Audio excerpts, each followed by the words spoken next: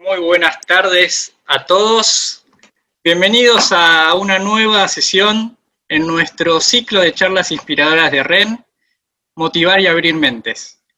Es un gusto para nosotros poder estar hoy con ustedes. Veo mucha gente conectada del otro lado, personas de diferentes lados del país e incluso de diferentes países de la región. Veo gente de Chile, Perú, Brasil. Sé que hay gente en Japón incluso acompañándonos, con lo cual, gracias. Aquellos que se suman por primera vez a este encuentro, este es un ciclo de charlas que armamos sin ningún tipo de fin lucrativo, simplemente con un objetivo de difundir la cultura japonesa y crear puentes de mutuo entendimiento entre Argentina, Japón y claramente también para integrar a las diferentes comunidades japonesas, tanto en Argentina como en las diferentes regiones próximas, incluso con Japón. Este es el tercer encuentro. Hoy vamos a estar trabajando un tema sumamente interesante con tres destacadísimas expositoras, acompañadas de Silvia Chinen, nuestra moderadora y una gran amiga de esta casa. Para que conozcan un poco más, REN o Red Nikkei es un grupo de empresarios, emprendedores, profesionales, que trabajamos en nuestros tiempos de ocio, si quieren, en generar iniciativas para dar nuestra perspectiva como descendientes japoneses e incluso incluir a aquellos que son amantes de la cultura japonesa y de la historia del Japón. Con lo cual, esta es una iniciativa más, aprovechando este contexto de pandemia, y agradecemos entonces nuevamente este acompañamiento para tratar hoy el tema de Mujeres Nikkei, Testimonios de Liderazgo. Silvia Chinen va a estar a cargo de esta moderación. Ella es contadora pública de la UBA, es socio del estudio Chinen, Morbelli y Asociados, es también integrante del REN y una gran referente para todos nosotros dentro de la colectividad. Finalmente, me presento, aprovecho para conocernos mutuamente. Con muchos de ustedes hemos intercambiado algún correo. Mi nombre es Gastón Aracaki, soy el coordinador de este ciclo de charlas junto a todo el equipo que trabaja junto conmigo. Así que agradecemos el apoyo, agradecemos cada una de las palabras de aliento que hemos estado recibiendo en estos días, y hacemos esto con mucha pasión para dar nuestro granito de arena en este trabajo, en este abrazo entre nuestro país, Argentina, y nuestras raíces, Japón. Vamos a compartirles un pequeño video sobre lo que es el REN, y finalmente, posterior a eso, daremos inicio a este tercer encuentro, Mujeres Nikkei.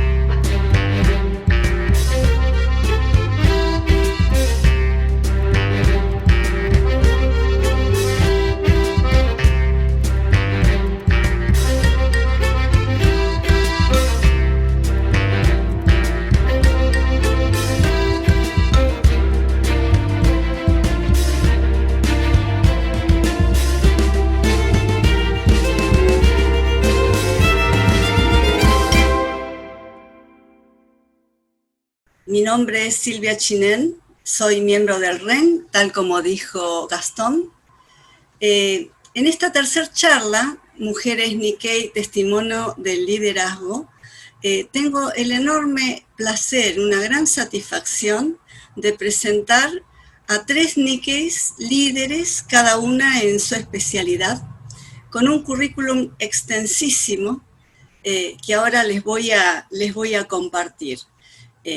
Digamos que este es un resumen porque si no, no podríamos tener todo el tiempo para tanta información. Angélica Matsuda es una de nuestras invitadas. Ella es CEO de Fuera de la Caja Soluciones, fundador y presidente de Hub Perú, actual miembro de la Comisión de Eliminación de Barreras Burocráticas de Indecopi en el Perú, emprendedora, economista, con experiencia en el sector público y en el ámbito de la cooperación internacional. Ha sido directora ejecutiva del Consejo Nacional de Competitividad y asesora del Ministro de Economía y Finanzas del Perú. Miembro del directorio del Instituto Nacional de Calidad, del directorio del Banco de Desarrollo del Perú y del directorio de Agroideas. Se desempeñó también como directora ejecutiva adjunta del programa MIPE Competitiva de la Agencia de los Estados Unidos para el Desarrollo Internacional para Colombia, Bolivia y Perú. Ha sido asesora de la alta dirección y gerente de planeamiento estratégico de la SUNAT. Muchas gracias, Angélica, por tu presencia. La segunda invitada es Ana Kazumi Stahl. Ella es doctora en literatura comparada por la University of California, Berkeley, Estados Unidos. Su especialidad, literatura alemana y alemana turca, literatura estadounidense y estadounidense asiática, y literatura latinoamericana y argentina. Obtuvo una maestría en literatura comparada por la University of California, Berkeley, en la especialidad literatura alemana y literatura norteamericana e inglesa. Bachelor of Arts en lengua y literatura alemana por la Tufts University de Estados Unidos. Es directora del programa de New York University en Buenos Aires. Es profesora asociada de escritura creativa y literatura comparada de la Facultad Gallatin de Estudios Individualizados de New York University, Estados Unidos. Entre sus libros destacamos Flores de un solo día, que es una novela de ficción, Catástrofes naturales, cuentos, Miradas, literatura japonesa del siglo XX, colección Cuadernos del Malva. Muchas gracias, Ana, por tu presencia. Finalmente, la tercera invitada es Kumiko Eguchi.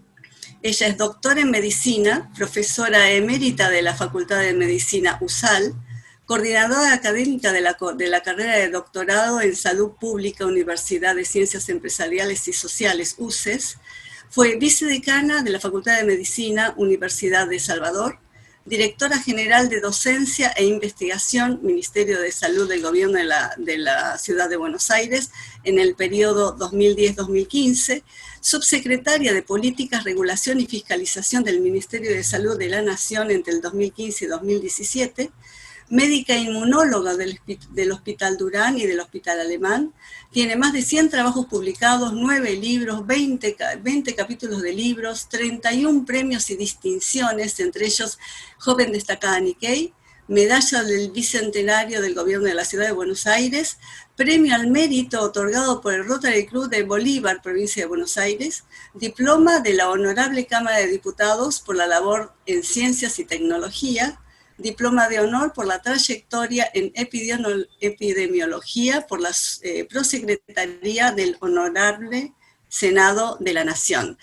Son 3 personas, 3 mujeres Nikkei con un currículum terrible. Les propongo, señoras, una charla de living en esta oportunidad distendida para poder conocer en este encuentro cómo llegaron a ser exitosas, las vicisitudes, el camino que han recorrido, los sinsabores, los éxitos. Quisiera sacarle mucho jugo a esta entrevista, así que sin perder más tiempo, Angélica, Ana, Kumiko, les hago la primera pregunta. ¿Cómo fue la infancia, la adolescencia de ustedes y cómo eso de repente condicionó a su carrera o a su profesión, a su vida? Les doy la palabra. Empecemos entonces por Angélica.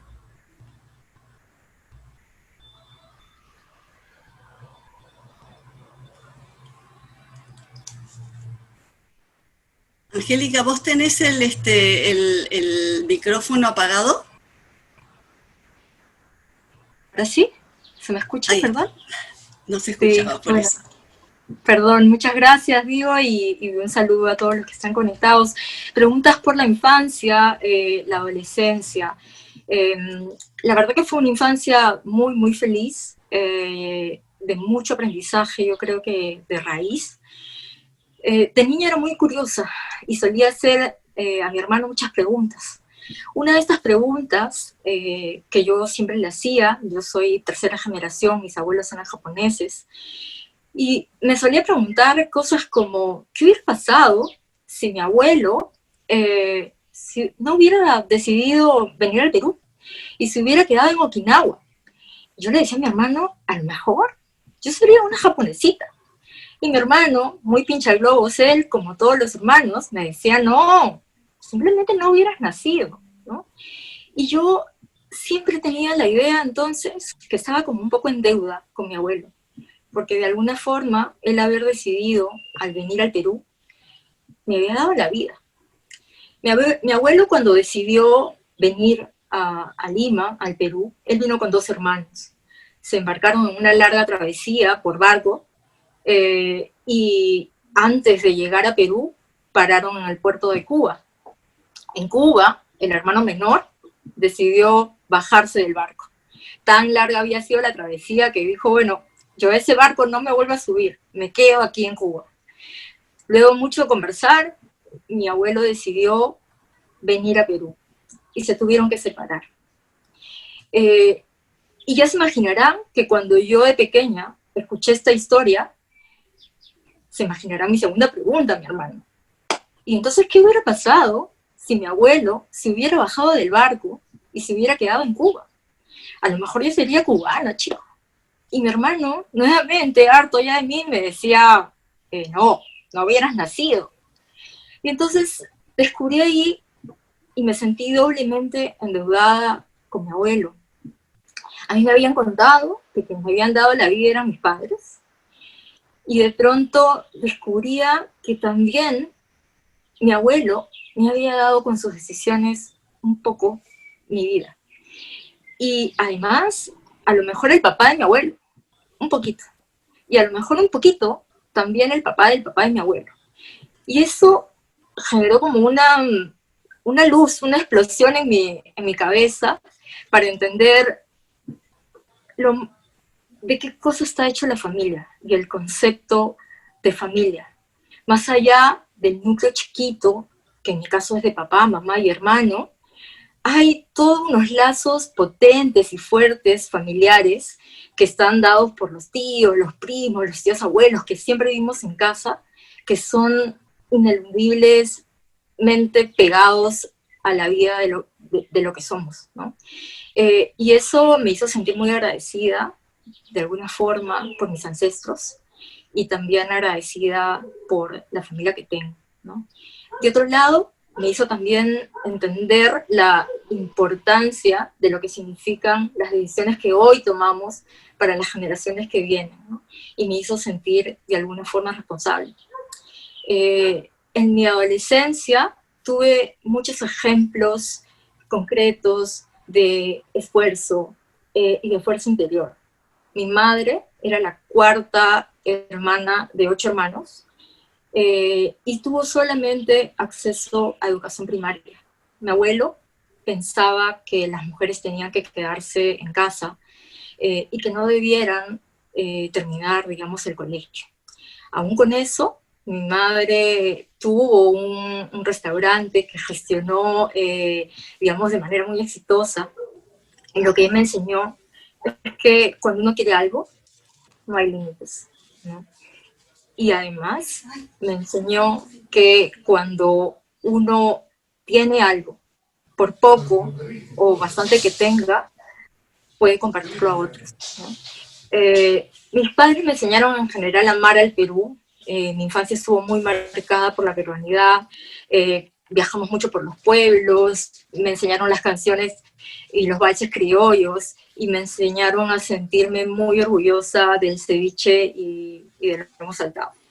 Preguntas tú si mi infancia y mi adolescencia me condicionaron de algún modo. La verdad, Silvia, mi infancia y mi adolescencia me dieron realmente la esencia de lo que hoy soy. Muchas gracias, Angélica. Ana, si quieres seguir tú con la historia de tu infancia, adolescencia.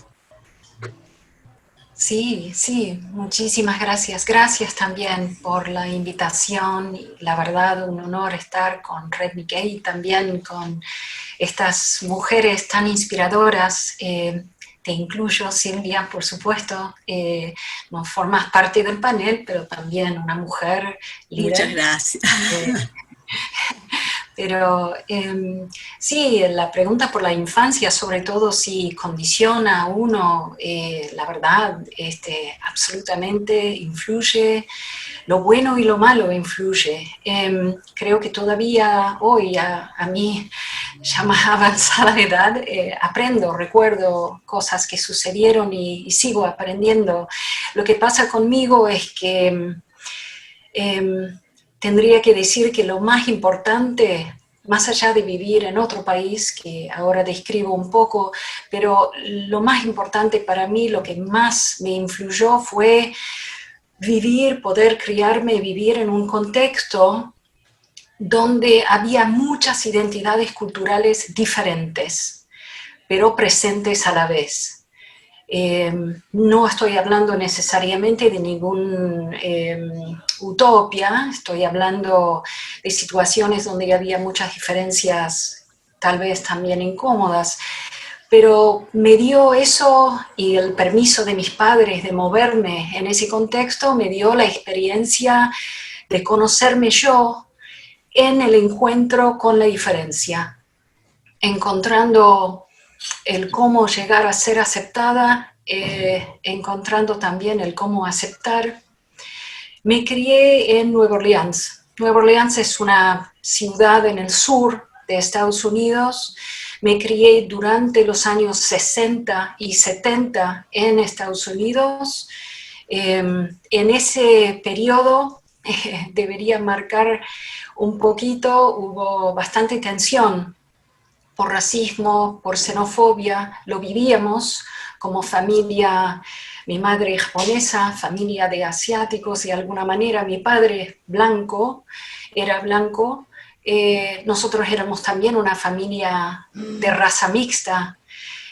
Todo esto generaba cierta tensión cuando uno se movía en los espacios. También era un momento en el que se expresaba bastante la cuestión de una búsqueda por la igualdad de la mujer.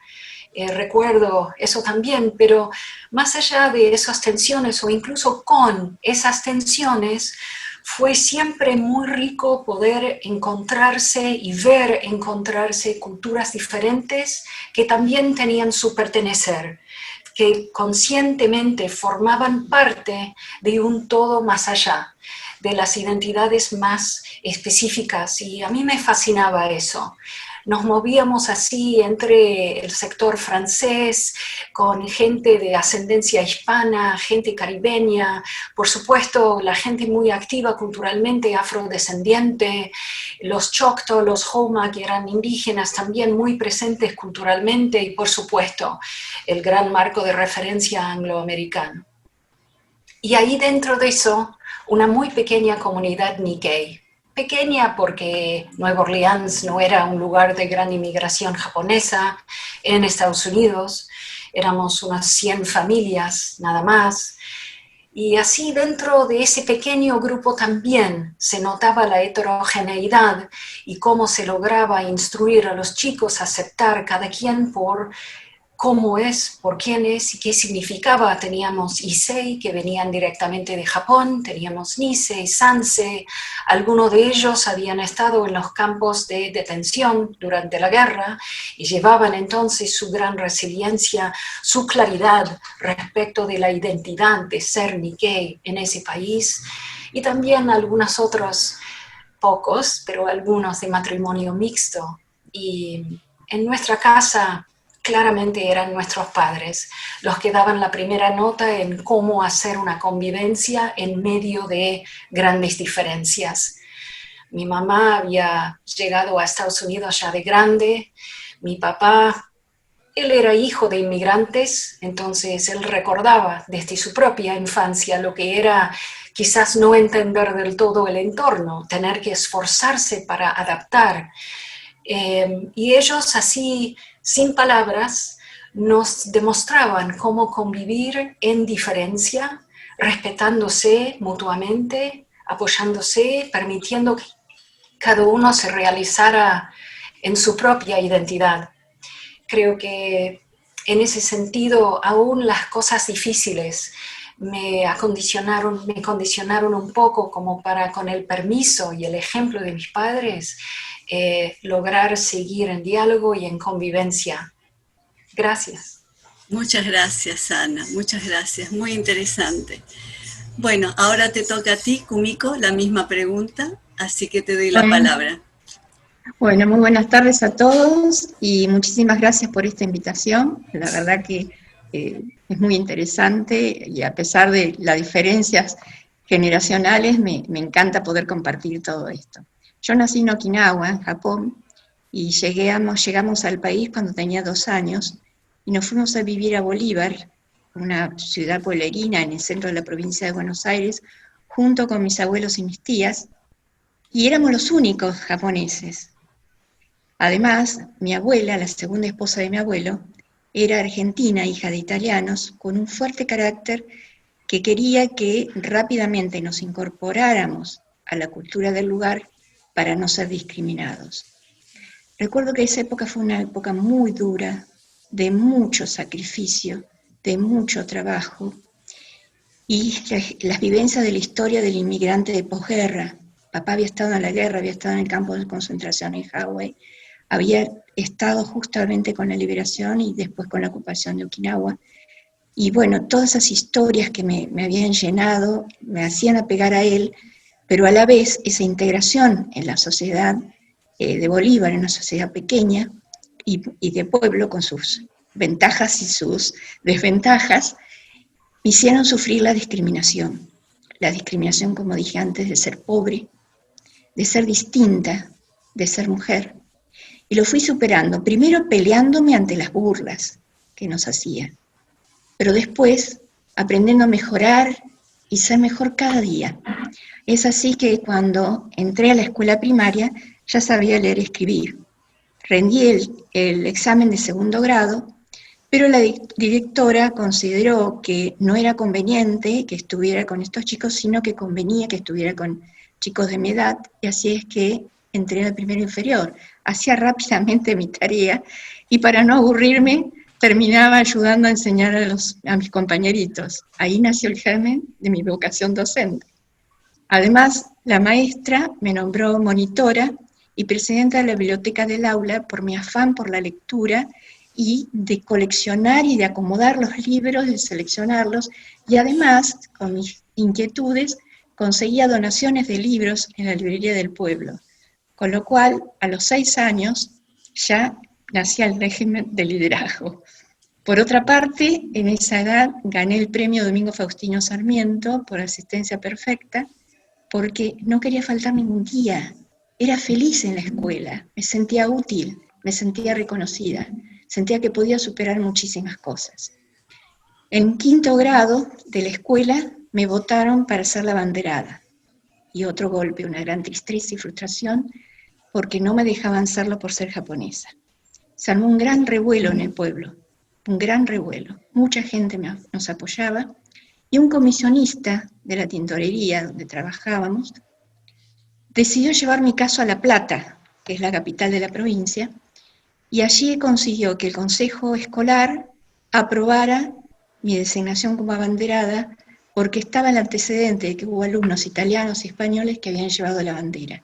Con lo cual, nunca voy a olvidar ese desfile del 9 de julio por la avenida San Martín, portando la bandera argentina y viendo a mi padre en la orilla, en la vereda, y sintiendo su orgullo. Pero esto no fue todo, porque lo más importante de esta situación fue la defensa de mi identidad. Mi abuela me había anotado como Zulema en la escuela, pero yo era Kumiko, y defendía siempre mi nombre, pero estaba anotada como Zulema.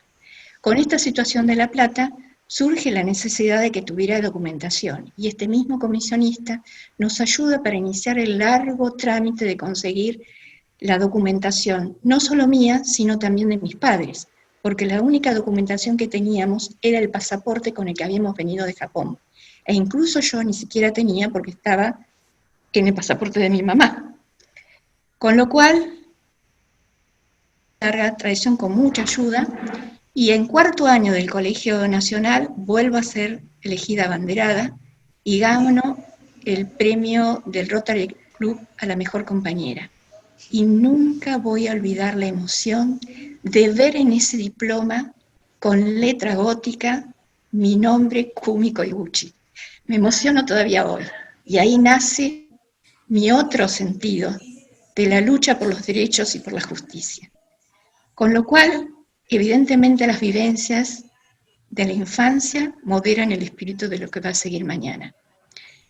Ya enseguida, con esta inquietud que tenía, y por como ya el pueblo me conocía, además porque trabajaba en la tintorería y hacía el reparto a los clientes, y ya mi fama de ser la mejor alumna, me hizo que participara mucho en el trabajo de la comunidad y el trabajo en equipo, a tal punto que participé en la creación del Colegio Diferencial de Bolívar, y la noche que se hizo el baile en el Club Social por esta creación de la escuela, con sorpresa y alegría me nombran Miss Simpatía.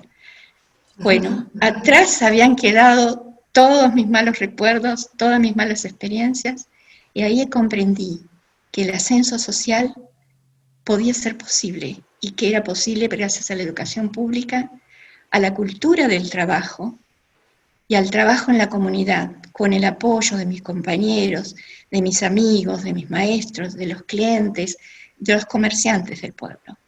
Así que verdaderamente esto ha condicionado de alguna manera mi historia y ese afán de superación. Y en ese momento fue cuando me acepté, y acepté como yo misma. Es decir, con la herencia recibida de mis padres, con mi cara, porque imagínense que en ese momento los únicos japoneses éramos nosotros, con la cultura japonesa que me había transmitido especialmente mi padre, y con la cultura occidental y las experiencias vividas en la sociedad de Bolívar. Así que, al final, si bien recordaba con mucho, y a veces tengo muchos recuerdos dolorosos, tengo también muchas alegrías y satisfacciones. Gracias. Muchas gracias, Kumiko. Muy emocionante tu historia, tu vivencia. Acá en la audiencia debe haber gente de más de 50 años, y lo que hacemos nosotros un poco, en mi caso también, es un revival de todo lo que comentaste. La discriminación después de la Segunda Guerra Mundial fue muy dura. Yo recuerdo también, digamos que los japoneses perdidosos después de la Segunda Guerra Mundial, y la Argentina, la gran futura potencia era en ese momento, un país pujante, un país rico, ¿no? Pero bueno, hemos luchado para poder sobrevivir a esas discriminaciones que eran re injustas. Bueno, y ahora sigo con las preguntas, si no se me va a ir el tiempo. Voy a hacer al revés ahora. Te pregunto a vos, Kumiko, sigo con Ana y después con Angélica. ¿Qué se necesita para ser líder? ¿Por qué quisiste ser líder? ¿Para qué? ¿Qué objetivo tenías? Bueno, primero de todo, para ser libre uno tiene que tener la convicción de querer serlo. Por otro lado, la convicción de saber qué se quiere y a dónde se quiere llegar. Tener confianza en sí mismo, generar confianza en el grupo y en un feedback, poder confiar también en cada uno de sus miembros. Conocerse a sí mismo, es importantísimo, conocer las fortalezas y debilidades de cada uno y saber de alguna manera diferenciar qué es aquello que se puede cambiar o lograr y qué es aquello que no se puede lograr porque no está al alcance de nuestro centro de enfoque. Pero si bien eso es cierto, saber que uno puede influir a ese cambio con los cambios que se pueden hacer en el propio núcleo. Por el otro lado, ser empático, comprender a cada uno de los miembros que uno lidera y ponerse en el lugar de cada uno de ellos, con un gran poder de escucha, pero no solamente los que hablan y hacen siempre ruidos y gritan y tiran ideas, sino especialmente aquellos reflexivos y silenciosos. Muchas buenas ideas me han surgido de esas personas. Y tener capacidad de análisis del contexto, no solo del grupo, sino del contexto donde uno quiere generar cambios o lograr objetivos. Y en esa capacidad de análisis a saber tener una síntesis integradora para ver la otra cosa más importante que se tiene, que es la toma de decisión. Uno puede ser analista, tener innovación, pasión, convicción y todo, pero si no se decide la toma de la decisión y hacerse responsable y hacerse cargo de esa decisión, no hay posibilidad de cambio. Aceptar que uno se puede equivocar, aceptar los errores, enmendarlos, y tener mucha claridad de comunicación, poder expresarle a cada uno de los que uno lidera a dónde se quiere llegar, porque, como decía Séneca, no hay vientos que sean favorables si el capitán no sabe a dónde llevar el barco. Eso es fundamental. Por otra parte, también es importante tener capacidad y preparación para gestionar y conducir. En mi caso particular, a lo largo de toda mi historia, como bien dije, bueno, se me surgieron las condiciones de ser líder, un poco llevada por las circunstancias, otro poco porque quise, otro poco por mi inquietud. Pero cuando me tocó conducir o ocupar cargos importantes en la organización, necesité prepararme y obtuve becas, tanto en el IAE, en la Universidad Austral, como en la Universidad de San Andrés, como en la Universidad Guido Di Tella, e incluso como en Washington University, donde hice negociación política.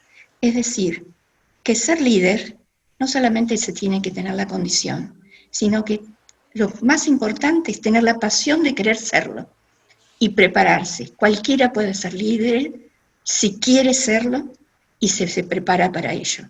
Así que adelante con los líderes. Muchas gracias, Kumiko. Ana, ¿qué me comentás sobre qué se necesita para ser líder? Y en tu caso, ¿qué es lo que te motivó? ¿Cuál era tu objetivo de ser líder? Es interesante para mí recibir la pregunta porque yo la verdad es que nunca me identifiqué con la figura de líder, no era una meta que yo me proponía, no era un rasgo de mi carácter que yo reconocía en mí, mañana seré líder, pero sí cuando me llegó en alguna que otra situación ocupar un puesto de líder, ocuparme de una organización o un equipo, ahí aprendí algunas cosas. Entonces basé mi respuesta en esas experiencias fundamentalmente. Y pensé que primero, la más importante y en la que más me voy a explayar es la humildad. Porque parece paradojal, el líder es una figura protagónica, el líder tiene que tomar determinaciones para los demás, pero por otro lado realmente encuentro cuando miro a mí misma y qué estoy haciendo, también miro a los líderes y las líderes que me han inspirado, que me han guiado, que me han dado mentorazgo. Noto que hay una humildad muy concreta que tiene que ver con ponerse, concientizarse a disposición del proyecto, a servicio de la misión, identificarse muy fuertemente con lo que uno busca ofrecer hacia ese logro final.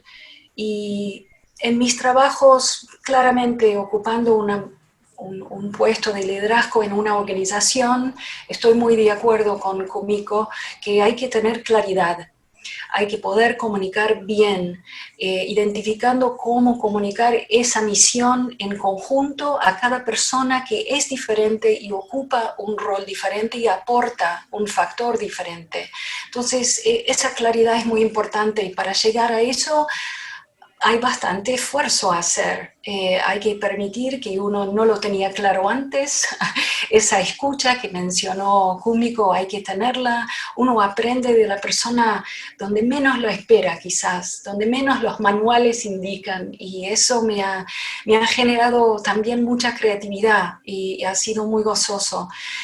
Pero también pensé como líder, uno podría considerar incluso el trabajo que yo hago que es muy solitario, donde no hay grupo inmediato. Es como ser escritora, investigadora, escritora de ficción, donde todo pasa por la imaginación propia. Y ahí también encontré, hay que tener una cierta humildad y hay que poder no solamente comprender lo que uno tiene para decir, sino también quiénes escucharán, para qué será relevante, cómo llegar al otro con lo que uno ha logrado crear e imaginar. Eso primero, entonces, la humildad, de alguna manera, aunque suene paradojal. Segundo, la empatía, que suena fácil decirlo, pero lleva muchísimo trabajo. También porque uno tiene que desmantelar un poco los prejuicios propios, los sesgos propios, todo lo que uno quizás tenga inconsciente. Tenés que toparte con eso y estar dispuesta a desmantelarlo y ver con otros ojos esta persona, escuchar bien para incorporar cosas que son poco familiares, pero a fin de cuentas muy importantes y muy útiles. Y finalmente, aunque suene quizás evidente, creo que uno tiene que ser ético. Y no hablo de una ética abstracta, universal o jurisprudencial. Hablo en el sentido de ser ético con uno mismo, con lo que uno es, con lo que uno puede hacer. Y con eso me parece mi aporte, lo que pensé. Muchas gracias, Ana, muchas gracias, muy interesante. Ahora me voy a dirigir a vos, Angélica, la más jovencita de las tres mujeres que hoy nos visitan. ¿Qué es para vos el ser líder? ¿Para qué querés ser líder? ¿Cuál es el objetivo que tenés para hacerlo? Pues mira, yo me quedo un poco con lo último que decía Ana, ¿no? Y este tema de ser como honesta con uno. Hace 4 años, después de un largo e ininterrumpido, digamos, periodo de trabajo en el desarrollo profesional, decidí hacer una parada, ¿no? Decidí parar para un poco tener tiempo de pensar qué quería hacer en mis próximos años, cómo quería que fuera la siguiente etapa. Quería ser un poco honesta, ¿no? Con lo que yo soy, quería buscar dentro de mí, quería conocerme un poco más. Y puedo decir que esa fue una de las etapas de mayores aprendizajes que he tenido, ¿no? Primero, aprendí mucho de mis miedos, ¿no? A veces uno piensa que los líderes no tenemos miedos, ¿no? O que los líderes no tienen miedo. Decidí dejarlo todo, planifiqué, digamos, el sabático para estar sin trabajar 6 meses, y muchos de mis amigos me decían, pero ¿cómo no tienes miedo de estar sin trabajo? ¿Qué pasa si cambian las cosas y luego no puedes conseguir trabajo? O preguntas como, ¿para qué quieres buscar otra cosa? Si tú eres una trome haciendo lo que haces, ¿no? Estás bien ahí, ¿para qué buscar una cosa diferente? Y por supuesto que había cierta dote de incertidumbre, pero tuve de alguna forma que entrar a conocer dentro de mí qué es lo que yo hacía bien, cuáles eran mis habilidades, y tener claridad también sobre aquellas cosas que me limitaban, ¿no? Y que no necesariamente hacía bien. Y el hecho de poder conocer ese terreno mío interior hizo que ya no tuviera miedo, que de alguna forma dijera, bueno, vamos a arriesgarnos, ¿no? Porque además, entre otras cosas, una de las habilidades que descubrí, quizás la única, es que tengo capacidad para aprender, ¿no? Y eso me llevó a decir, bueno, adelante con este espacio que me estoy dando. La segunda cosa que aprendí fue el valor de mí. Yo en ese tiempo me llegó una invitación del gobierno japonés para participar en este programa de líderes latinoamericanos para afianzar un poco las relaciones Perú-Japón. Y bueno, primer día del programa, yo veía que todos sacaban su tarjeta de presentación, ¿no? Yo en ese tiempo no tenía tarjeta de presentación porque yo literalmente era una nini, ni trabaja ni estudia, ¿no? Y entonces, para mí eso fue un descubrimiento muy liberador, porque el hecho de llegar a presentarme y decir, Angélica Matsuda, mucho gusto, de Perú, y sentirme tan segura de que lo que valgo no tiene que ver con las tarjetas de presentación, en donde yo antes, digamos, me sentía segura porque ahí decía directora ejecutiva del Consejo Nacional de la Competitividad del Perú, asesora del ministro y no sé qué. Eso hoy no me hacía nada. Lo que yo era, o lo que yo soy, es todo lo que tengo adentro. Es la manera como miro el mundo, son las experiencias que tengo, son los valores que vienen desde mis ancestros. Y ese descubrir el valor de lo que soy, que no tiene que ver con lo que hago, o con los cargos que he tenido, o con las cosas que he conseguido, fue para mí un descubrimiento súper importante. El sentirme segura de saber y de conocer lo que realmente tengo adentro. Lo tercero que realmente aprendí fue este tema de aprender a disfrutar el camino, ¿no? Durante mucho tiempo de mi vida laboral, en realidad, todos los días uno tiene ese tema de resultados y objetivos, y muchas veces el proceso viene en automático, ¿no? Es como uno ya sabe lo que tiene que hacer y anda empujando al equipo para conseguir los resultados. Y me olvidé un poco de qué significa disfrutar un poco del camino, ¿no? En este periodo de para, lo que hice fue tomarme un tiempo y decidí hacer el camino y la ruta del Camino de Santiago de Compostela de España. Hacer una caminata para encontrar mi camino. Nada más cercano a lo que yo estaba buscando, digamos, ¿no? Y una de las cosas que encontré, primer día de la caminata, conocí a Manolo, un señor de cerca de entre 60 y 70 años, gallego, que llevaba un bastón de madera y tenía ahí impreso en la madera, en su bastón, todos los años que había hecho el camino. Tenía 13 sellos. Esa era la 13ª vez que estaba yendo en el camino. Entonces mi pregunta fue, pero Manolo, ¿no te aburres yendo exactamente por el mismo camino? Y él lo que me dijo fue, pero sí, el camino todos los años es diferente, porque la gente es diferente. Y descubrí entonces ahí la razón de lo que significa disfrutar el camino. Disfrutar el camino es conocer un poco las historias de la gente que está acompañándote en esa ruta. La gente siempre termina siendo lo más importante, ¿no? Y ese volver a ratificar, ¿no? Que el disfrute del camino tiene que ver con mucho de cómo te rodeas y cómo interrelacionas con la gente que te acompaña y cómo aprendes de esa gente, es sumamente importante y aleccionador, ¿no? Yo, conocerme a mí misma, mis miedos, lo que valgo, cómo quiero andar por el mundo, cómo quiero andar por el camino, me ha sido realmente fundamental. Creo que no se puede influir en otros si uno no se conoce a sí mismo, y eso creo que es bien importante. Lo otro es que sinceramente no me propuse ser un líder como un fin en sí mismo. Pienso que el liderazgo de alguna manera es algo que sucede como resultado cuando el ejemplo habla por ti, el ejemplo de lo que haces. Cuando yo pienso en los líderes que sigo, en los líderes en los cuales a mí me inspiran, tiene que ver mucho con una consistencia entre lo que ellos piensan, entre lo que dicen que piensan y entre lo que hacen, ¿no? Y entonces pienso que una manera de influir y una manera en que se expresa ese liderazgo es cuando hay esta consistencia entre el para qué tú haces las cosas, el por qué lo haces, cómo lo haces y cómo trabajas e incluyes a la gente y al equipo que está alrededor tuyo, ¿no?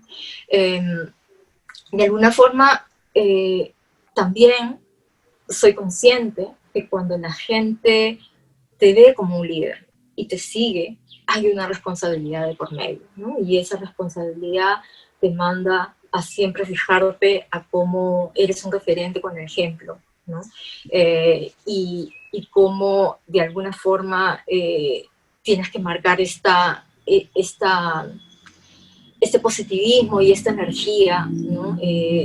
Y este hacer bien las cosas, y esto que decía Ana de la ética, ¿no? De hacer lo correcto con honestidad, ¿no? No basta el esfuerzo por el esfuerzo, no basta el trabajo duro, ahí importa el trabajo duro, pero correctamente hecho, ¿no? Y siempre por un objetivo superior, siempre pensando mucho en el para qué estoy haciendo las cosas. Muchas gracias, Angélica. Finalmente he escuchado de ustedes y en resumen, en definitiva, el liderazgo es servir a los demás, ¿verdad? No es tanto el liderazgo para uno, para sentirse individualista y egoísta, sino servir a los demás, al entorno que uno tiene influencia, ¿verdad? Ya sea familia, trabajo, comunidad, país, ¿no? Así que sí, fue muy aleccionador. Muchas gracias. Mi tercera pregunta, que voy a hacer 2 preguntas en uno, a ver si podemos, digamos, si me lo pueden contestar. Y ahora la voy a nombrar a Ana para que empiece la respuesta. Hacemos Ana, Kumiko y Ana, Angélica y Kumiko, perdón por el dislate. La pregunta es, ¿qué fracasos tuvieron? ¿Cómo se sobrepusieron esos trabajos? Y el hecho, si influyó el hecho de ser Nikkei y además mujer. Te cedo la palabra, Ana. Esta pregunta, la verdad, sí, tengo que decir que sí, influyó de alguna manera ser Nikkei y quizás el ser mujer me ayudó a ser un poquito más adaptable, pero no estoy muy segura. Tendré que reflexionar. Lo que sí me doy cuenta es, ante la palabra fracaso, lo primero que se me vino a la cabeza, que es la anécdota que elegí para contar en respuesta a la pregunta, sí, tiene todo que ver con ser Nikkei. Y era siempre la cuestión del mandato, la cuestión de, digamos, no fracasar, no ser una vergüenza para la familia, esa presión por conseguir el éxito, lo honroso, etc. Esto me sucedió muchas veces en la vida en escala menor, digamos, este tipo de presión o la presencia de un mandato, pero lejos el momento más fuerte fue cuando me jugué a mudarme a Argentina. Como mencioné, vengo de una familia de migrantes. El hecho de mudarme de un país a otro no era la cuestión, pero Argentina, nadie conocía a Argentina, nadie tenía un lazo, nadie hablaba la lengua. Era, bueno, muy difícil de comprender, y es más, en la idea del mandato, había hecho un posgrado en determinada área, debería seguir en esa área, tenía descendencia alemana, tenía descendencia japonesa, debería elegir, ¿no?, jugar a favor de esos vientos favorables de los antepasados y honrarlos también. Y me acuerdo que me hizo dudar bastante. Y finalmente me trataban tanto de convencer que finalmente mi tío, que era el hermano mayor de mi madre, era en ese momento considerado como si fuera el jefe de la familia, vivía en Japón. Él convenció a mis padres que viajáramos y que antes del viaje yo seleccionara y mandara mi currículum a algunas universidades japonesas donde se enseña literatura estadounidense en inglés. ¿no? Ya estaba recibida de doctora, estaba enseñando, ok, mala suerte, buena suerte, conseguí 2 entrevistas. Entonces el viaje que de alguna manera esperaba fervorosamente que pudiera ser meramente familiar, se convirtió en el enfrentamiento muy inmediato con el mandato. Me acuerdo que mi tío me preparaba, me decía, vamos, te van a preguntar esto, a ver tu respuesta, parecido a esto en versión pesadilla, con mucha presión, la respuesta correcta, la respuesta más concreta. Y fui al tren y me quedé sentada y había algo en ese tren, en el sonido del tren, que me recordaba todas las experiencias que ya había tenido para ese momento en Argentina, que incluían aprender el idioma, que incluían empezar a escribir en el idioma, pero más que nada que me habían traído experiencias del fuerte espíritu de colaboración que hay, que incluye trabajar en equipo, que tanto Kumiko como también Angélica han mencionado.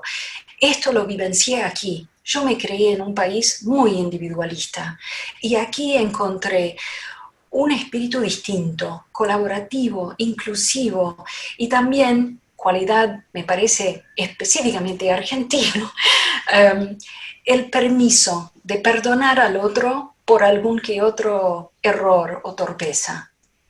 Entonces no fue. Volví a la casa de mi tío, enfrenté a mis padres y mi tío y dije que no era para mí. Momento dramático, como uno hubiera esperado, muy dramático, pero lo aguanté, porque sabía que no era para mí eso y que sí era para mí Argentina, por más que no tuviera un pomo de sentido para nadie. Y logré algo que realmente creo que nadie esperaba. Salió todo bien. Momento de terrible tensión y luego mi tío se levantó, se puso de pie y dijo, vamos a cenar. Nos llevó específicamente a un restaurante occidental, no permitiendo, digamos, como para decir, mira, ¿te gusta? Toma. Y luego me mudé a Argentina, hicimos traducciones con mi madre, llevamos las traducciones a mi tío, él ya muy grande, recibió mis libros, no los podía leer, y se puso orgulloso. Me dijo, a fin de cuentas, había sido la decisión. Me alegro por tu felicidad y dijo a mi mamá lo mismo. Así que en vez de romper la familia, rompí con el mandato y la familia extrañamente se expandió. Así que aliento a mis compañeros Nikkei reconsiderar un poco el mandato, la cuestión, el fantasma del mandato. Muchas gracias. Entonces no hay arrepentimiento. No, y tampoco hay fracaso. Está bien, muy bien, muchas gracias, Ana. Ahora te voy a hacer la misma pregunta, Kumiko. Bueno, a ver, si yo tengo que recordar el fracaso, vuelvo a mi adolescencia, al 4º año del Colegio Nacional, en la última ronda del ajuste de lo que se llamaba ajuste del saber intercolegial, en el que perdimos porque olvidé una palabra en la construcción de la respuesta. Fue una sensación, el mundo se me venía abajo. Pensaba en la disolución del Colegio Nacional que había perdido por culpa mía. Éramos 3, pero yo me había responsabilizado por mi error. Además, me imaginaba a todo el Colegio Nacional, a todos los integrantes del colegio desilusionados por mi fracaso. Fue terrible, se habían caído la niña 10, la niña perfecta, y como decía un poco Ana, lo del mandato, porque yo había sido muy exigida, no solo por las circunstancias, sino por mi padre, que debía ser siempre la mejor. Y eso fue terrible, tremendo, y por otro lado empezó mi crisis de la adolescencia, porque de alguna manera que mi padre decía que tenía que ser la mejor en el colegio, pero ahí estaba parada mi camino, pues vivíamos en Bolívar, nadie seguía después de una carrera universitaria. Y por otra parte, mi abuela, como justamente estaba muy bien preparada, quería que fuera que me quedara en casa, que administrara después la tintorería y que cuidara de ellos cuando fueran grandes y cuidara de mi tía que tenía la misma edad y que tenía una discapacidad. Y todo eso se me revelaba dentro mío, porque fue todo junto. Y fue cuando decidí que no podía, que tenía que huir. Y no se me ocurrió otra cosa que huir hacia adelante. ¿Qué hice? Me fui 15 días a la casa de una amiga, ayudándola a ella a preparar las materias de tercer año, y juntas nos ayudamos mutuamente en forma organizada, estudiando día y noche, y di quinto año libre. Cuando aprobé las materias, mi padre me bendijo, me acompañó a la estación terminal junto con todos mis compañeros y partí hacia Buenos Aires. Llorando en el micro, me acuerdo viajaba de noche, ya le había escrito a mi tía, a una prima hermana de mi papá, donde iba a estar alojada por un tiempo hasta que consiguiera algo, y me lancé a hacer el ingreso a la carrera de medicina, trabajando y estudiando, y de repente me sentí libre de toda esa presión que había vivido durante toda mi infancia y mi adolescencia. Y por el otro lado conocí a tantos parientes, a la colectividad tan grande acá en Buenos Aires, que me parecía, no podía creer que había tantas japoneses, tantas caras de japoneses. Me sentí feliz, es decir, inmerso otra vez en la cultura, me reencontré con los deseos de mi padre, que mi padre siempre de noche y siempre apartadito, tocaba en silencio el zanzi, y bueno, de golpe todas las historias que me habían contado mis padres, mi madre, renacieron. Y bueno, aprobé el ingreso a medicina por promoción, por las notas que había sacado, y entendí que eso que yo viví como un fracaso rotundo y una huida, en realidad fue la motivación, el dejar el confort y salir para adelante. Jamás si no hubiera ido a la universidad. Mi segunda experiencia fue justamente en el segundo año de la carrera de medicina, que tuve que dejarla. Un poco como decía Angélica, tuve que dejar 6 meses. Porque me planteé el deber familiar. Mi madre se había enfermado y mis padres vinieron con mi hermano a Buenos Aires, y hubo que trabajar, y trabajar todos juntos, con ayuda de la familia, con ayuda de los parientes de la colectividad, logramos comprar una casa, pero había que pagar ese autonomosis. Con lo cual dejé la carrera y me puse a trabajar. Siempre fui muy trabajadora, dormía 4 horas y sigo durmiendo 4 horas por día, y tejía, cosía, como siempre, vendía tejidos a mis compañeros de colegio, enseñaba tejidos de crochet en las tiendas, es decir, miles de tareas. Y al año siguiente volví a la facultad, retomé. Y como yo digo siempre, Dios siempre sabe por qué hace las cosas. Ahí conocí al que es hoy mi esposo, el compañero de toda mi carrera, de toda mi vida, y llevamos ya 46 años de casados. El tercer fracaso o ruptura en sí de la carrera fue mi condición de mujer, en que siempre, para mí, lo más importante fue la familia. Fue cuidar a la familia, cuidar a los enfermos, y prioricé siempre eso. Por otro lado, tuvimos la suerte de tener a nuestra hija recién a los 6 años de casados, porque había tenido tantas patologías del embarazo, incluso con peligro de muerte, que decidí que madre era una única vez, médica podía ser mucho tiempo. Por lo tanto, en aquellos puestos donde pude tomar licencia, tomé licencia, en los que no pude, renuncié. Y no me importó pese a todo lo que me dijeron. Y no me arrepiento porque disfruté esa maternidad, y es el día de hoy que recuerdo esos días tan maravillosos, que lo deseaba tanto. Y además también ahí sí el mandato Nikkei, porque la familia estaba desesperada que no tenía hijos. Así que mi hija es el día de hoy que es la luz de mis ojos, mi maravilla, mi milagro. Y bueno, y a lo largo de mi carrera fueron muchos altos y bajos, mucha competencia, envidias, inclusive acoso laboral, que me llevó a un estrés postraumático al punto que me tuve que ir a México a trabajar con una beca durante 3 meses para lograrme encontrar, y no solamente lograrme encontrarme, sino saber que podía ser creativa, que era yo misma, y que me había ganado nuevos amigos, a pesar de la diferencia de edad, porque al irme becada, ya siendo grande, mis compañeros eran como mis alumnos. Sin embargo, se hizo una cofradía tan linda, al punto que ellos me decían, pero tú no eres la argentina soberbia de los argentinos soberbios que vienen aquí. Evidentemente tus genes japoneses te hacen sabia. Bueno, volví con tanta alegría y con tantas ganas de hacer cambios y de poder aplicar todas las ideas aprendidas, que obviamente cambié de trabajo, cambié de lugar, seguí estudiando, progresando, y es lo que siempre digo, de las diferencias, de los fracasos, se sale hacia adelante.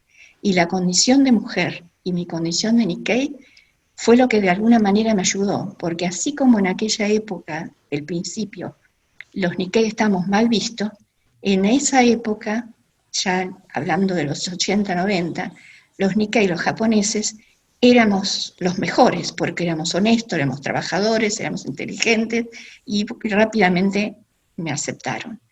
Con lo cual, pienso que de alguna manera uno puede sacar de las debilidades, de las amenazas, las ventajas y las oportunidades, como dice el FODA, ¿no? Las fortalezas, las debilidades y las amenazas nos llevan a tirarse para adelante. Muchas gracias, Kumiko. Seguiríamos escuchándolas todo el tiempo porque para mí fue muy aleccionador, fue realmente muy satisfactorio. Ya sea que forjemos nuestro propio camino o sigamos a los que están adelante, yo creo que ustedes, mujeres valientes, realmente inteligentes, visionarias, inquietas, sinceramente nos inspira para que nosotros podamos escalar un poco más alto, ¿no? Ya sea en la vida, en el trabajo, en todo. Así que yo les agradezco muchísimo por estos momentos. Ahora van a venir algunas preguntas de la gente que quiera hacerlas. Había una pregunta que, digamos, que es una palabra en japonés, que recién así de refilón preguntaron qué es Tanomoshi. Esto como no tiene que ver nada con el tema de la reunión, les voy a comentar que cuando los japoneses, cuando los inmigrantes, o sea, mis papás, mis abuelos y los abuelos de muchos de ustedes vinieron a la Argentina, obviamente no podían sacar crédito bancario porque no tenían ningún antecedente, ningún activo que pudieran respaldar la capacidad de pago. Entonces lo que hacían es reunirse, varios japoneses que se tuvieran confianza, pero la confianza esta era de palabras, se reunían 10, 15, 20 japoneses, cada uno ponía una cuota como un círculo cerrado, lo más parecido sería un círculo cerrado, ponían la plata y por sorteo o licitación, como dice la propaganda, se llevaban digamos, el fondo recaudado y después lo iban devolviendo y así sucesivamente. Yo creo que el círculo cerrado, el sistema de círculo cerrado, se copiaron de nosotros, ¿no? De los Tanomoshi. Pero en esa época los japoneses, gracias a los Tanomoshi, pudieron comprar su casa, hacer sus negocios, o sea, tuvieron la posibilidad de tener dinero, ¿no? De un saque, digamos. Y la otra pregunta o la reflexión que quería hacerles es ¿por qué los japoneses siempre tienen tintorería? Y la respuesta es muy sencilla. Cuando vinieron de Japón, los japoneses no sabían una sola palabra en castellano. Y la tintorería era el único negocio que no se necesitaba saber mucho el idioma, ¿no? El cliente venía era para limpiar, para planchar o para limpiar y planchar, nada más. Entonces pulularon en esa época las tintorerías. Bueno, esa fue una gota de color. Perdón, vos sabés que yo te corté y me faltaba el testimonio de Angélica. Pobre, me vas a matar, Angélica. Disculpame. Te hago la pregunta, entonces, discúlpame, realmente. ¿Qué fracasos tuviste? ¿Cómo los superaste? Y si realmente ser Nikkei y ser mujer te condicionó, o te ayudó, o fue neutro. A ver, fracasos, en lo laboral, personal. Normalmente pienso en los fracasos, o en todo caso en los momentos difíciles, ¿no? O de crisis, como momentos que son temporales. Y que de alguna manera, qué tan largos o qué tan cortos duran estas etapas, tiene que ver mucho con uno. Y entonces lo que yo quiero compartir ahora es quizás uno de los momentos más difíciles de mi vida, en el que en realidad yo no tenía ningún control, ¿no? Y por eso lo escogí de querer compartirlo, porque normalmente cuando uno tiene control, de alguna forma tú sabes que eso va a pasar, ¿no? En este caso, hace ya algunos años, mi padre fue secuestrado junto con otras 71 personas durante más de 4 meses. Muchos de ustedes seguramente sabrán que hubo un grupo terrorista que asaltó la residencia, digamos, del embajador del Japón en el Perú durante la celebración de un cumpleaños del emperador del Japón, ¿no? Y secuestró a todas las personas que estaban ahí en ese lugar. Poco a poco fueron soltándola, digamos, pero el tema está en que se quedó con 72 personas, entre ellas mis padres, que ellos consideraban valiosas de alguna forma para la negociación, ¿no? Yo no estaba en Perú, estaba fuera, y entonces la primera reacción de alguna forma fue, cogí mis cosas y me vine. No puede haber prioridad mayor que la familia. Y cuando no hay control de nada, porque en este caso era una situación de crisis, una situación difícil, digamos, ¿no?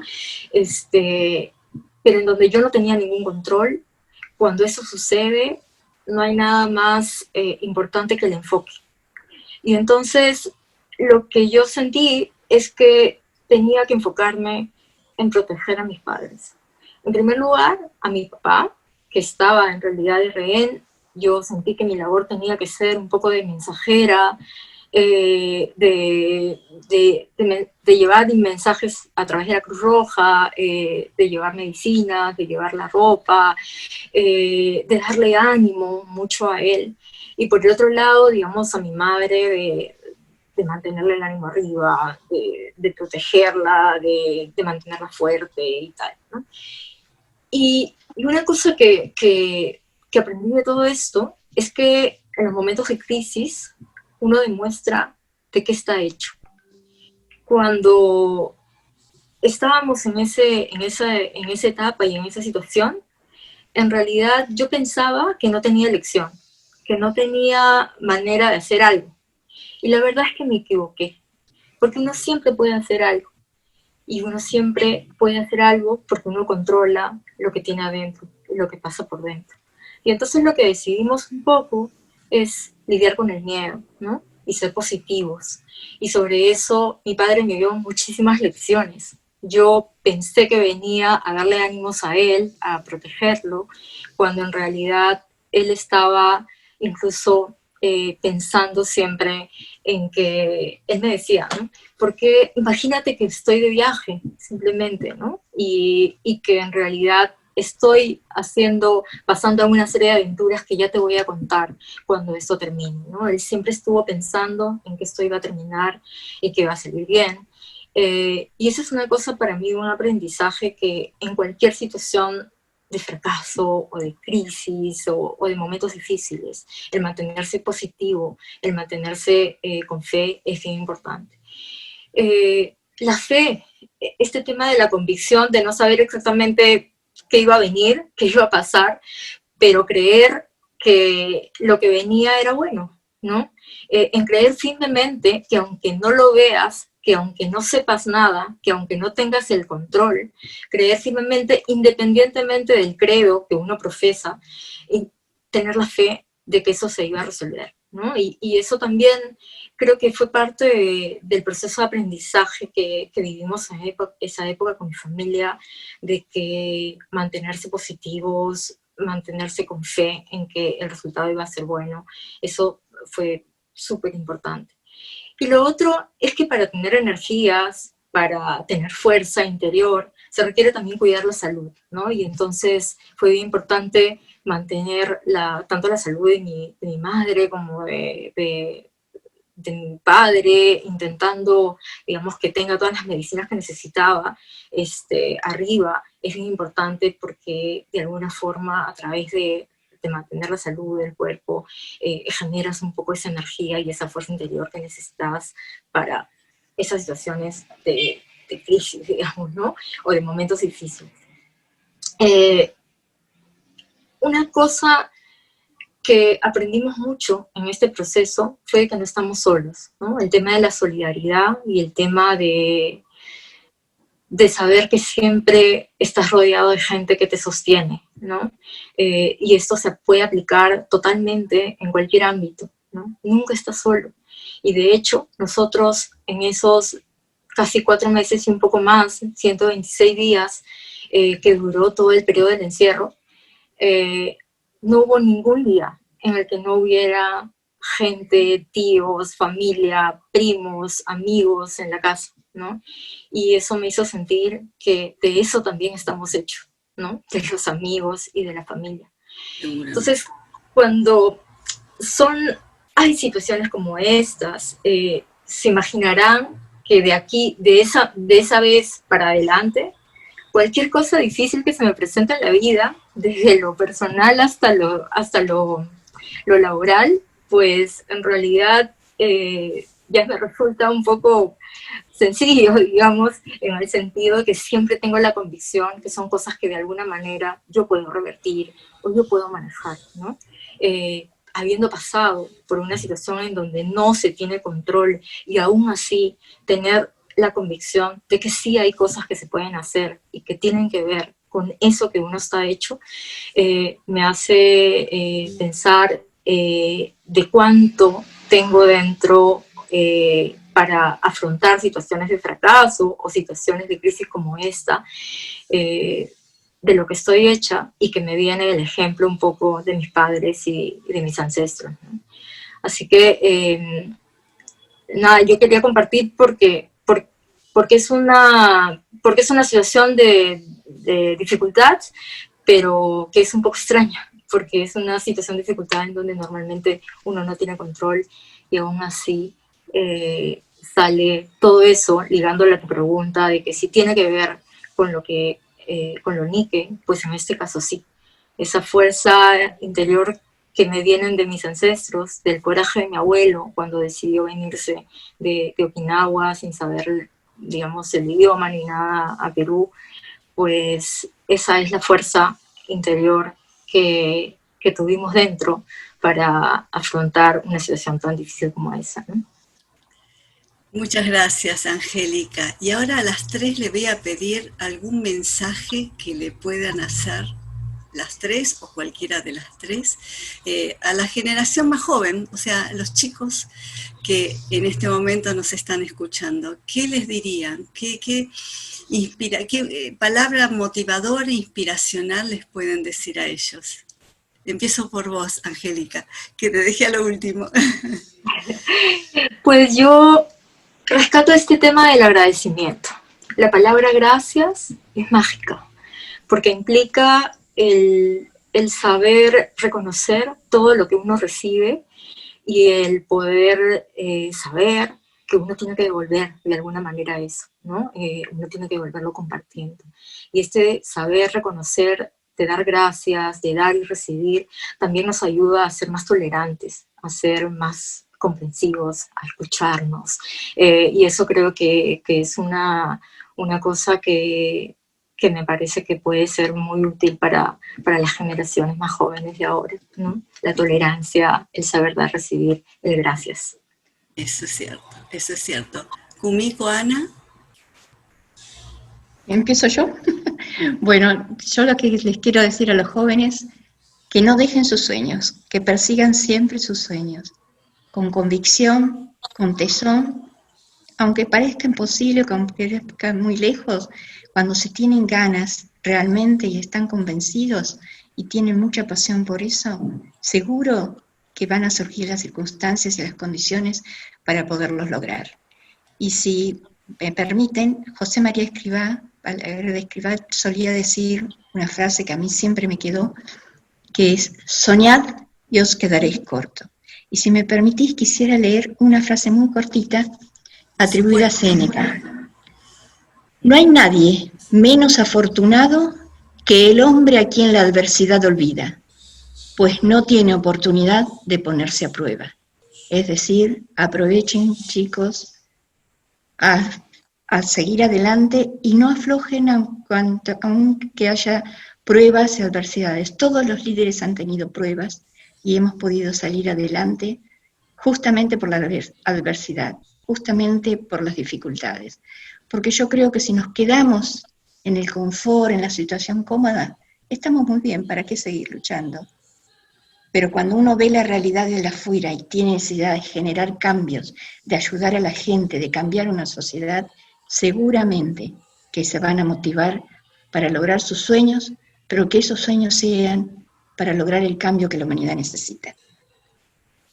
Muchas gracias. Ana. A mí me parece que trabajo mucho con personas jóvenes, 18, 19, 20 años, y he notado en demasiados casos que quizás ser joven hoy es mirar hacia un futuro quizás difícil y también un presente un poco caotizado, donde uno se siente quizás un poco acallado en vez de escuchado, y no tan invitado a participar o sin claridad respecto de cómo participar. Entonces siempre me importa mucho que se pueda dar un mensaje de apertura hacia los jóvenes, que los jóvenes tienen algunas cualidades, algunos saberes que nos han superado. Perdón, tenemos aquí las mascotas que anuncian. La mascota que tiene hambre. Pero yo realmente creo que la capacidad también de expresarse tiene que estar el diseño mismo en manos de los jóvenes. Nos enseñan ellos lo que hay de la tecnología, cómo aplicar las cosas, la creatividad que tienen, más allá de qué noción específica respecto del futuro, de la pandemia, del clima, del racismo, de la pobreza. Meramente ejercitar esa cualidad de expresarse de la manera que sea. Estoy segura que eso nos va a ayudar. Mientras estemos para escuchar, necesitamos que expresen con la música, con la pintura, con la palabra, con el gesto, con la presencia, que estén los jóvenes presentes. Muchas gracias, Ana. Tengo algunas preguntas de la audiencia, así que se las voy a leer. Una es, me gustaría para cualquiera de las chicas consultarles qué piensan del liderazgo cuando uno no quiere serlo y lo ponen en ese rol en un ámbito determinado.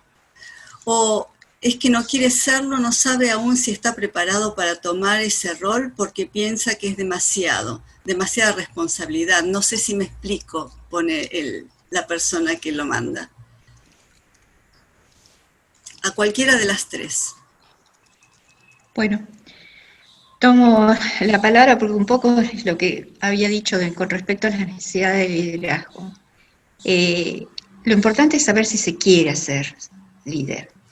Si se tienen dudas, plantearse en esas dudas si es porque considera que no se siente capaz o porque es una cuestión de timidez o si es una cuestión de debilidad. Entonces ahí lo importante es poder prepararse y poder ver qué es lo que tiene que hacer en ese trabajo. Si está convencido, si tiene pasión o tiene capacidad de innovación en el trabajo, entonces que sea líder. Si no lo tiene, yo no sé si me quedaría, pero lo intentaría. Seguramente, digamos que esa es la actitud, creo que esa es la respuesta.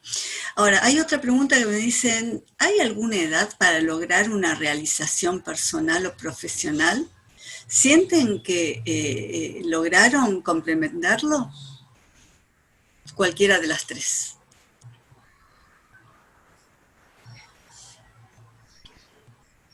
dejo para las otras, por si nada, para no contestar yo. Yo en mi caso particular siento que no hay edad para realizarse, porque uno siempre se está realizando, y yo realmente me siento realizada, y a pesar de que ya estoy jubilado, sigo adelante, y me encanta dirigir las tesis y fomentar a los profesionales grandes a entusiasmarlos. Tengo alumnos de gran responsabilidad y de cargos importantes que están haciendo su tesis recién ahora, y los entusiasmo para que lo logren, no importa la edad. A la vez, como tengo por el otro lado los alumnos de primer año y segundo año, o sea que tengo como dos extremos de población, y la necesidad de motivarlos es la misma, y la necesidad de realizarse no tiene edad. Siempre uno puede realizarse, a cualquier edad. Muchas gracias, Kumiko. Perdón, ¿Angélica? Sí, no, solo iba a reafirmar de que es cierto, que uno nunca deja de aprender. Hace poquito incluso vi a una persona, un italiano de 96 años que acaba de graduarse en la universidad en temas de filosofía.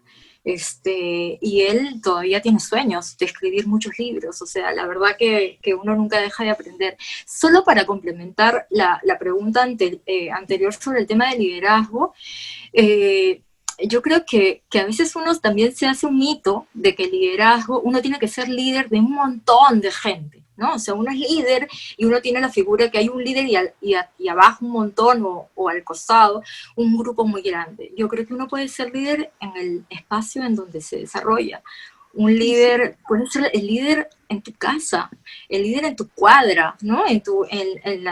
No sé si se cuadra en Argentina, pero en tu cuadra de la calle. Puedes ser un líder para tu hijo, ¿no? Para tu hija, para tu familia. Y eso yo creo que hay que desmitificar también el hecho de que uno siempre esté pensando que un líder solo es aquel que influye a mucha gente en espacios meramente profesionales. Un líder basta que influya y que inspire a otros a ser mejores personas. Eso puede ser en el ámbito incluso de la familia. Muchas gracias, muchas gracias. Tenemos que ir redondeando esta charla. Hay un par de preguntas más, pero creo que todo se fue contestando en la exposición que tuvieron ustedes tres. Sí quería aclararles que estoy mirando por acá el chat del grupo de Zoom, y hay una cantidad de felicitaciones que yo después el equipo REN se lo vamos a enviar. Para las 13, no hay competencia acá, las felicitaciones son para ustedes tres. Así que como tengo que hacer el cierre, les voy a agradecer muchísimo la presencia de ustedes. Realmente, como dije recién, sea para que esto forje el camino que uno elige o para seguirlas a ustedes como inspiradoras, creo que eso es, esta charla fue muy buena y muy aleccionadora para todos nosotros. Así que les agradezco muchísimo la presencia, y voy a hacer el baton touch a Gastón para hacer el cierre del ciclo Mujeres Nikkei, testimonio de liderazgo. Muchas gracias. Muchas gracias a ustedes. Gracias. Gracias Silvia, Ana, Kumiko, Angélica. Antes de permitirme el cierre, quería simplemente tomarme el atrevimiento de invitarlos a nuestra próxima sesión, que va a ser el próximo martes 13 de octubre. Vamos a estar trabajando sobre el tema de los Nikkeis, su rol en la Argentina y en el mundo. Es martes, no jueves, 19 horas, así que como anticipo de nuestro último encuentro de este primer ciclo. Pero quería cerrar acá, Angélica, Ana, Kumiko, primero agradeciéndoles. Creo que vivimos todos 1 hora y media, creo que con el corazón en la mano. Y demostraron que ser líder tiene más que ver con una cuestión de llegar a los corazones. Y eso lo lograron. Hablaron de pasión, hablaron de inspirar. Y si este ciclo se llama Motivar y Abrir Mentes, creo que esta charla en particular motivó, abrió mentes y sobre todo abrió corazones. y no hay mejor ejemplo que eso para agradecerles por compartir este tiempo con todos. Así que lo que vamos a hacer ahora es habilitar los micrófonos de todos los participantes. Con eso nos retiramos, pero bueno, para que los que están participando puedan dejarles algunos mensajes de lo que quieran mientras nos retiramos de esta sala, y aprovecho finalmente para agradecer también a todos los que participaron y acompañarnos en esta más que emocionante oportunidad para encontrarnos. Les agradezco y nos estamos viendo la próxima. Muchas gracias. Muchas gracias. Muchísimas gracias. Muchísimas gracias por esta charla. Muchas gracias, muchas gracias. Muchas gracias. Muchas gracias. Muchísimas gracias. Muchas gracias a todos.